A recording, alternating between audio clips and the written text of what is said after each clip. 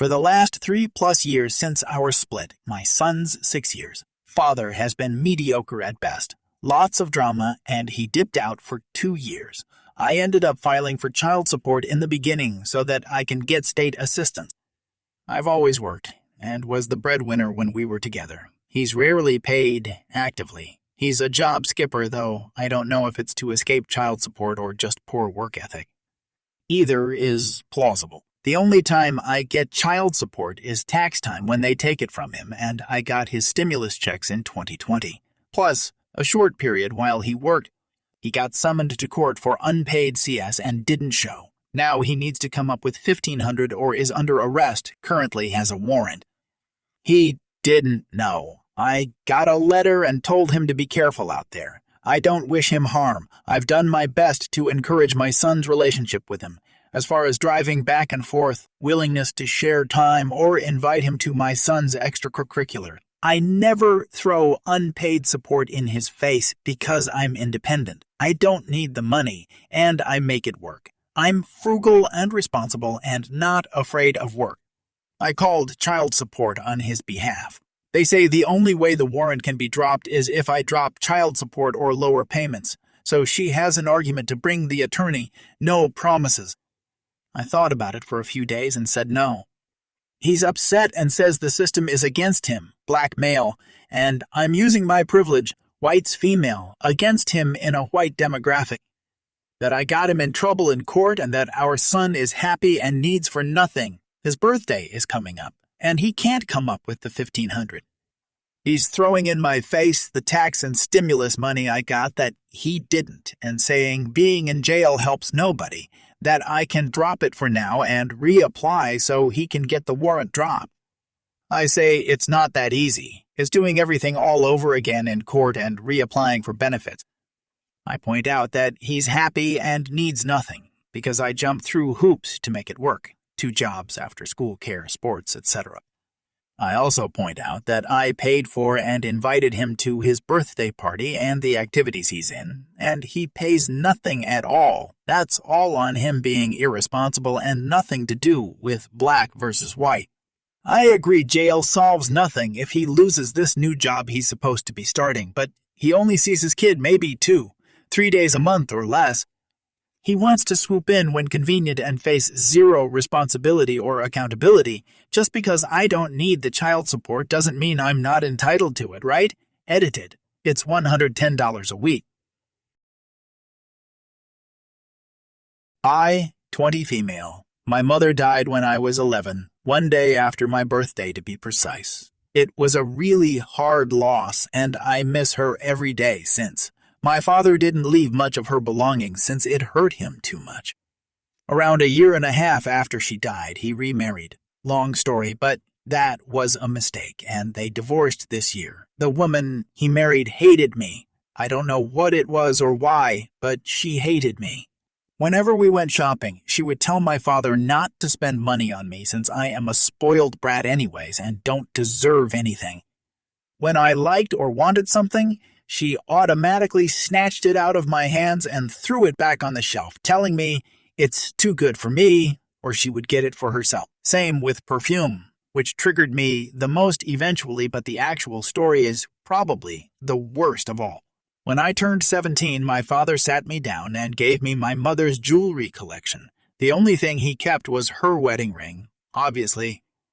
He just recently told me 3 years later that he did so because he had a feeling my stepmother and stepbrother were snooping for it. I was shocked, if I'm honest. I didn't expect to get the jewelry, especially my mom's favorite ring. A pretty expensive one, too.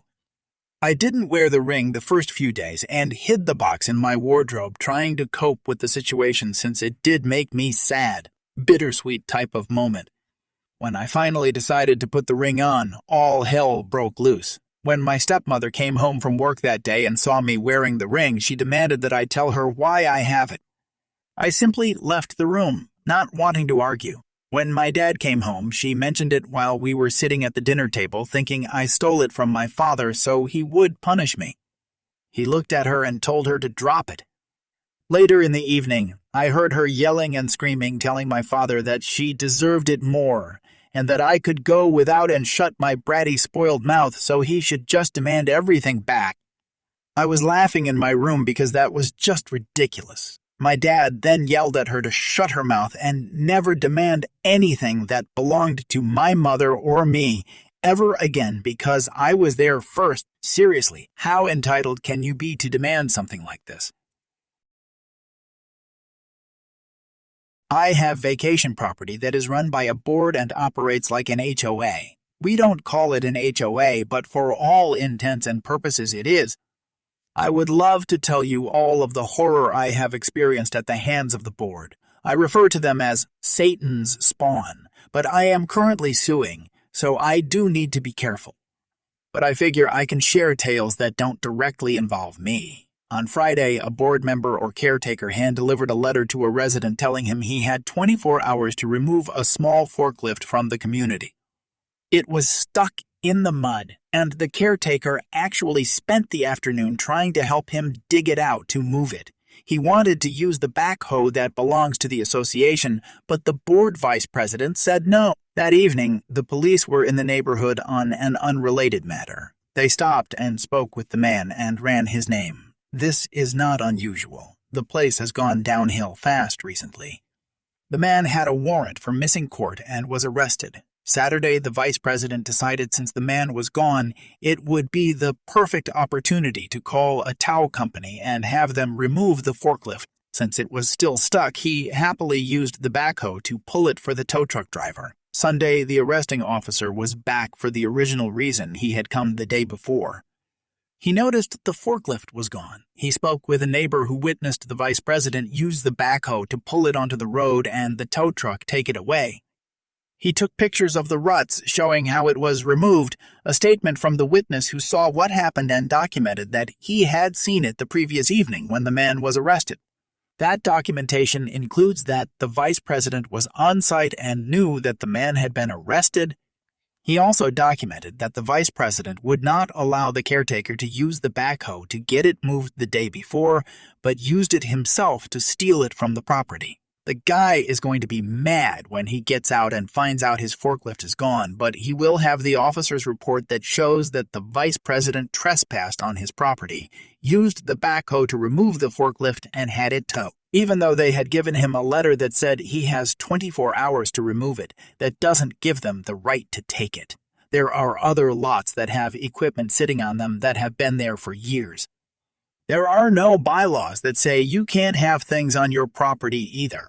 The vice president just doesn't like this guy and seems to think he can do whatever he wants. He has called the police on a few people numerous times and has been told if he keeps harassing people, they will arrest him. I'm tempted to pay the guy's bail just so I can be there to watch the crazy show when he gets home to press charges on the vice president for theft, trespassing, and harassment. Being that it's a holiday weekend, the vice president would most likely sit in the county jail until Monday, waiting for a judge to set bail. Update: I spoke with another owner tonight. It's a very small town, and the reason the officer was there was to arrest the owner I spoke with tonight, who also happened to use the same bondsman as Guy. When he was bonding out, the bondsman asked if he knew Guy. I'm just gonna call him Guy from now on because they live in the same community, and told him the following. First of all, it's a minor offense, and the initial bail was $500, so Guy only had to put up $50 to get released, which he did through this particular bondsman. When the bondsman was notified, he missed court, and he alerted the sheriff's department that he was going to serve the warrant and arrest him as is usual policy. He then went to the community. It's gated, swipe keycard, and the arm lifts. When he arrived, a car went through in front of him. He waited for the arm to drop, but it didn't, so he drove in and parked in front of the office. The lady in the office came out screaming at him as he parked. Her husband, the vice president, followed. They were demanding to search his vehicle because they thought he was sneaking someone in. Yeah, that's a new thing they have been doing. Bondsman tried to show his ID and paperwork and explain why he was there, but vice president wasn't having any of that and kept telling him to get out or he was going to call the cops. Bondsman said, "Please do call and they will tell why he was there." Vice President was livid, calls 911 and reports there is a trespasser and he had damaged the gate. He didn't. It is really slow because people often are towing an RV or toy hauler. Sheriff shows up and explains to Vice President that the bondsman is there legally to arrest someone, but Vice President keeps demanding that the bondsman be issued a trespass notice.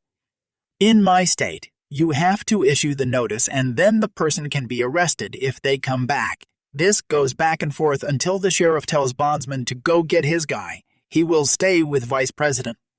Guy wasn't home, so the sheriff told Vice President when bondsman comes back to let him and leave him alone so he could do his job, and they left. It was a total coincidence that the officer was there and arrested Guy. Come to find out that Vice President basically thinks he is the king, more like Satan's spawn, and has pissed off the wrong people. I emailed the 911 center and asked for the call logs, so I have proof of what happened with the bondsman. I was surprised to get a response so quickly, but I now have the logs that back up the above to use in my case. The bondsman also told the other owner if Vice President gets arrested, he won't bond him out and neither will the other company. He will have to use a non-local company. It will take longer and be a pain for the Vice President. Word is already out that Vice President is a jerk and the police are tired of his nonsense, which explains why the officer was so interested in the forklift being gone. I'm gonna call the bondsman in the morning to find out what the bail is and will pay it so he can press charges on the Vice President. While the Vice President is a jerk, the majority of the board is pretty bad and they let him do what he wants. Other owners have filed restraining orders on him because he is scary, mean, violent. 11 years ago, I took a chance at a job at a startup. I took a salary of 1/3 my previous pay because I believed in the company's mission and was excited to work on the project. At that time, the company had less than a dozen employees. The next 5 years were tough. I was laid off a couple of times. At one point, I was the only employee other than the owner. Most of that original crew have moved on. Only one other person that was hired before me is still there. My employee number is 3. I know our product inside and out, designed a large portion and made the prototypes. In the last few years, the company has grown from a couple of dozen people to almost 250 employees spread out over 3 nearby campuses. So far, I haven't really had too many issues. I try to introduce myself to new hires and welcome them to the team when I get a chance. I guess I missed a few, though. The other day, I had to go over to the main campus, used my keycard to get in, and went past the office doors looking for one of the engineers. I work in the R&D shop and dress accordingly, a flannel shirt over a tee, jeans, and work shoes. I guess I didn't look the part of an office type. Occasionally, I'll get quizzical looks, but the company logo on my hat or t-shirt usually gets my buy. One of the newer office employees decided I didn't belong in the office and stopped me to ask if I needed help. Thanks. I got it and kept walking. Sir, you can't go in there unless you work here. I laughed and pointed at my hat. I do work here, but I don't think we have met. I'm me and you are. They kinda stepped back a bit and said they didn't recognize me. What department do you work in? Well, wherever they need me, but officially I'm R&D. Today, Engineer X and I have a meeting starting right about now. Nice to meet you. I gotta go. They gave me a funny look, but went back to their desk and I went to my meeting. Not a huge thing, but interesting for me. We are really striving to keep corporate walls from becoming a thing. I suppose the bigger the company gets and the more spread out, the more I'll have to deal with this. But it's kind of funny. I can't wait for the inevitable big-time confrontation. It's going to be fun messing with people, especially since I can get away with it. The company pretty much lets me do whatever needs doing, go wherever and solve whatever needs solving. Never take anything too seriously. Cheers!